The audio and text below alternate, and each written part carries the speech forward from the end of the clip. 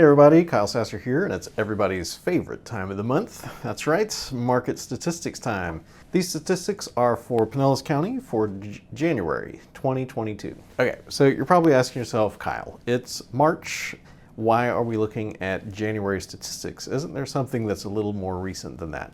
And the honest truth is that market statistics for real estate do take a little while to compile. And so they do lag behind by about a month.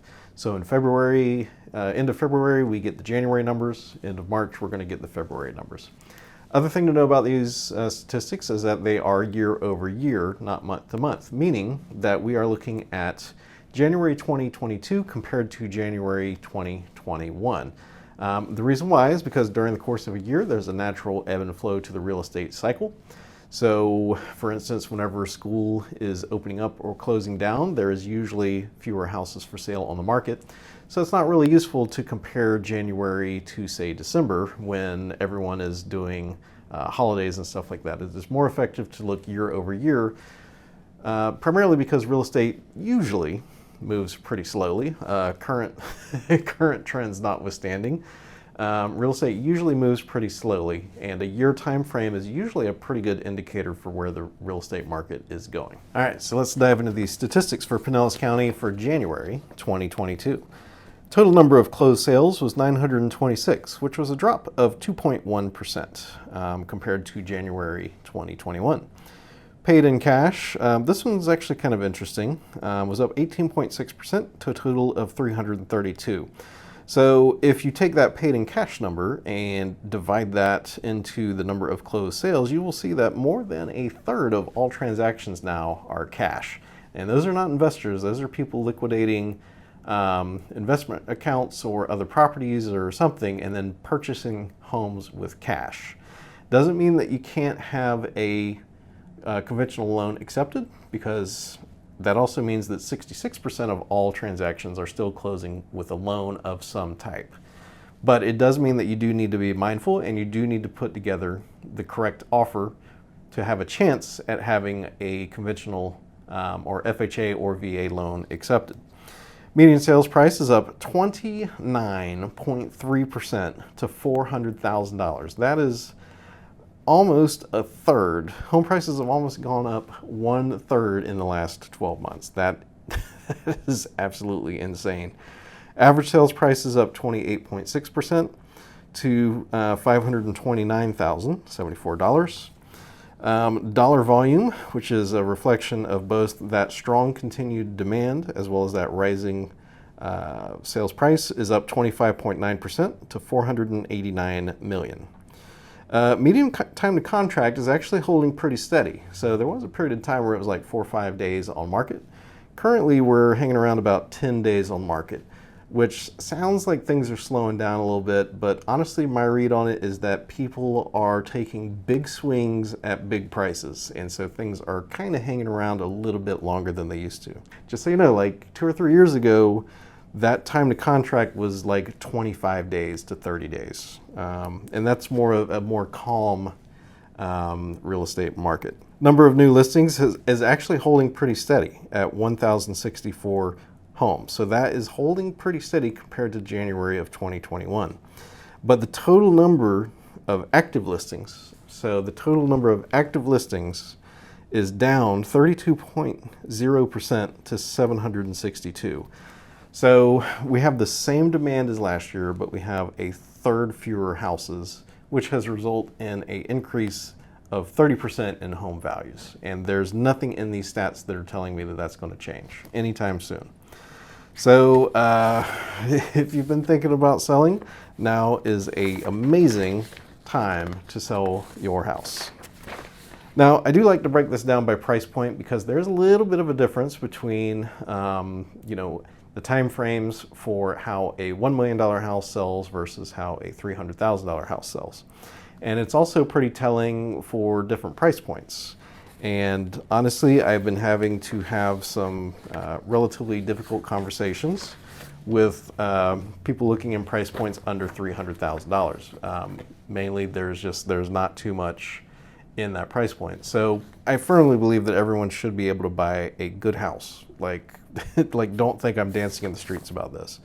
And honestly, if we had more inventory, I would be doing quite a bit better financially because it would be a lot easier to get offers accepted. I've showed 7 clients houses this weekend. That's just how busy things are on the buyer side of things. Listings are going pretty well.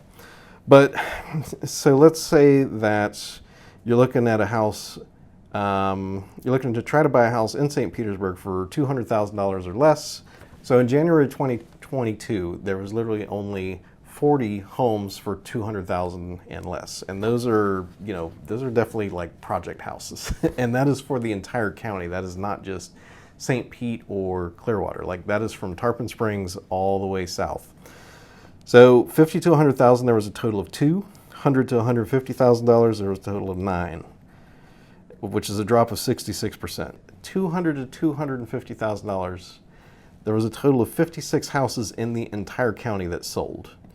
250 to 300,000, there was a total of 102, which is a drop of 44.9%. Now, 300 and above, we see a little bit of a shift because what's happened is all of the houses that were at a lower price point last year have slid up into these new larger price brackets. So 300 to $400,000 is up 21.5% to 266. 400 to 600,000 is up 69.5% to 256, and 600 to 1 million is up 49.5% to 136. And then 1 million or more, there was a total of 72 homes that sold from Tarpon Springs all the way down to Pinellas Point, which is an increase of 89.5%. So there's almost 90% more houses sold at that 1 million or more price point. So 100 to 150,000, there was a total of 6 new listings in January, which was a drop of 68.4%. 200 to 250, things get a little bit better. You have a total of 60, which is not a lot to choose from, but at least it's something, and that's 60% fewer.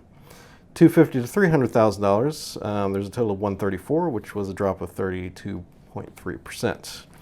And then we have that switch at like 300 where we have more of those for sale. So 300 to 400, there was a total of 284. 400 to 600,000, there was a total of 309, which was an increase of 60.9, and so on and so forth. But if we switch to total inventory by current list price, everything is down across the board. So 100 to $150,000, there was a total of 9, which is a 62.5% decrease. 150 to 200,000, there was 33, which was a 64.1% drop. 250 to 300, there was 51.8% fewer houses for a total of 68. 300 to $400,000, there was 31.4% fewer at 140. 400 to 600,000, there was 7.9% fewer at 176. And then basically 600 and up, there was 16% fewer homes to choose from at that price point. Last page here is what I like to call the doom and gloom page. So this is going to be foreclosures, bank-owned properties, and short sales. And so this is, this is like the, this is when someone's having a bad day columns. So the expectation was that when the eviction moratorium was lifted, we would have this flood of foreclosures, short sales, and all this stuff, and that was just going to oversupply the market and prices would drop. If you apply a little bit of brain power to that, you can figure out why that was not going to be the case. And the reason why is because, so foreclosure is when you can't afford the mortgage anymore. And a short sale is when you owe more on the house than the mortgage is worth. And so current market with prices up 30%, you can, even if you're in foreclosure, you can sell your house at a rock bottom price and still put like $30,000, $40,000, $60,000 in the bank. And so most people, when making those decisions, will elect to sell the property. Same with the short sale. Short sale is when you owe more on the house than it's worth. And so, yeah, like what would you rather do? Would you rather have a blemish on your credit for 7 years and not be able to get a credit card or a loan for a while? Or would you rather sell the house, pocket like $60,000 and walk away, whistling, whistling while we work, So honestly, the only reason that there are any short sales or foreclosures is basically people just completely walking away and not caring. And it was a total of 2 foreclosures in January 2022, and there was a total of 1 short sale in January 2022. So that is definitely not market shattering numbers by any stretch of the imagination.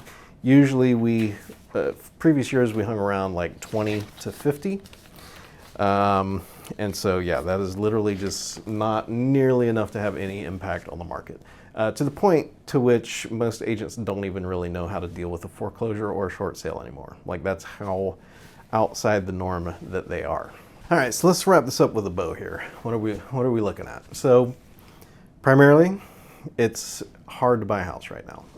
Some people I've been talking to with listing agents, been looking at some houses, and listing agents have been telling me they literally have like 30 to 40 offers on their house.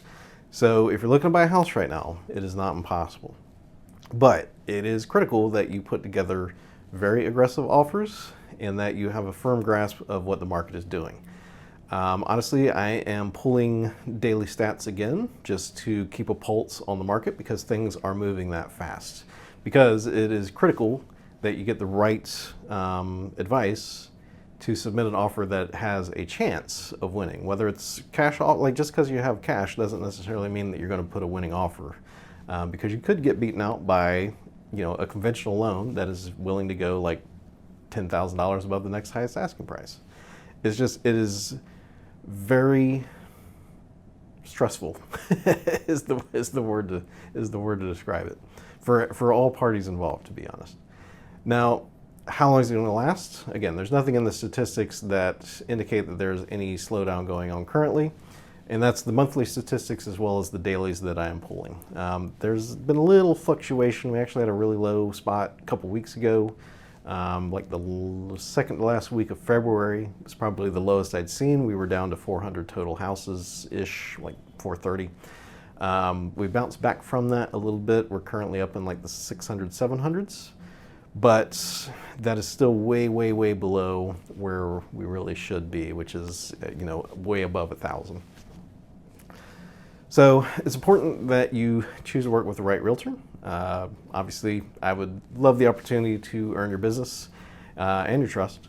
So if you have any questions about any of the statistics, if you would like help finding your own great place here in Tampa Bay, I would be happy to help you out. There are a few honey holes, I guess you could say.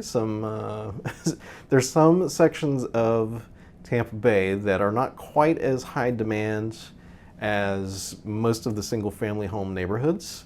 So if you are open to alternatives, it is still possible to negotiate traditionally where you are countering back and forth and actually, I know this is blasphemy in the real estate office here currently, but actually ending up below market or below asking price. Like, I still do it successfully. But again, it's a relatively specific scenarios and types of properties for that. So I'd love to have a conversation with you. If you're interested in finding your own home in Tampa Bay, feel free to give me a call. My phone number is 813-323-7396. You can shoot me an email as well, kyle@sassergroup.com. Other than that, leave me a comment down below what you think about the current real estate market. I kind of shared a little bit of my views in there with you. Like I said, I do seriously wish that we had more houses available and that things were a little bit calmer, because no one really likes the current pace that things are at. Even sellers are stressed out. It's difficult times. Anyway, thank you so much for tuning in. If you have any questions, let me know, and I look forward to talking to you soon.